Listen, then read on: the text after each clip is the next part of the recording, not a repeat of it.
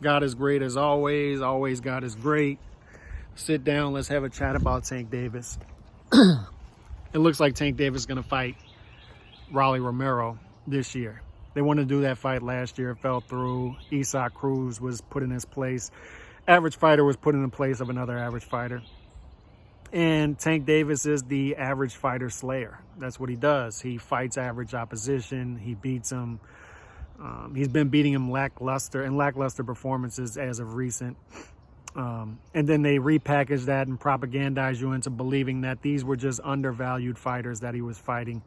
And these were actually good performances by Tank. A lot of propaganda going out there when it comes to Tank Davis. ESPN has him in their top 10 pound for pound, which is just ridiculous. Above Chocolatito, by the way. This narrative being pushed that Tank Davis wants the big fights, that Tank Davis wants to fight top opposition, it's a scam. It's a scam being pushed.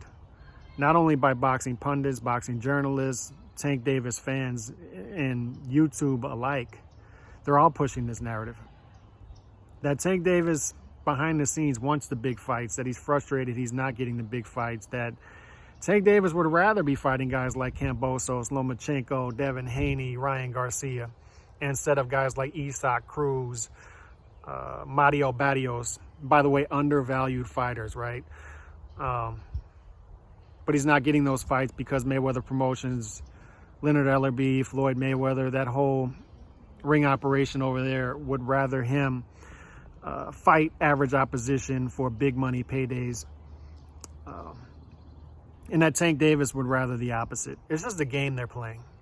And all the while, Tank Davis's fans and the boxing media, both new and old, can carry water for Tank Davis at the same time, put him in top 10 pound for pound rankings, and make excuses for him not fighting top opposition. It's a nice little scam they're running.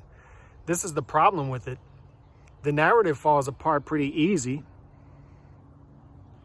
All you have to do is look at the fact that promoters, managers work for fighters, not the other way around. If Tank Davis wanted to fight all these top fighters, Tank Davis would be fighting these top fighters.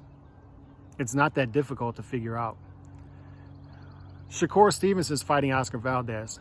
You want to know why that is? Because Shakur Stevenson wanted to fight Oscar Valdez. Oscar Valdez is fighting Stevenson because he wanted that fight bad.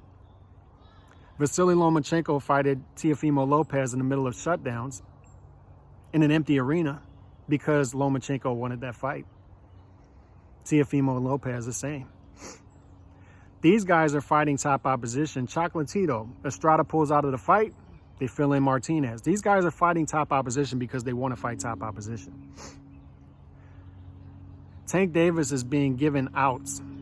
Tank Davis is being told, you can fight in front of a bunch of people against average opposition, make a lot of money. And Tank Davis is saying, you know what? I'm good with that. I'm fine with that. Forget legacy. If I don't have to fight top 5 guys in my division, in and around my division, why do it if I'm making top money anyway? Which is fine if that's the route Tank wants to go, but don't at the same time push this narrative that Tank wants the big fights, because he doesn't. If Tank wanted the big fights, Tank would be fighting the big fights. If Tank wanted Kambosos, Haney, Garcia, Lomachenko, any of these guys, Josh Taylor, he'd be fighting the top fights. And I don't care what the reasoning is. I don't care if it's he doesn't believe in his skill set, if his promoters don't believe in his skill set, if this is strictly a business move. Doesn't matter to me as a fan. It's simply not happening. And to me, if that's the route they want to go, that's fine. But you can't have your cake and eat it too. You can't tell me that this guy is doing this for business reasons and then at the same time rank him in top pound for pound rankings and tell me that this guy is a generational talent, because he is not.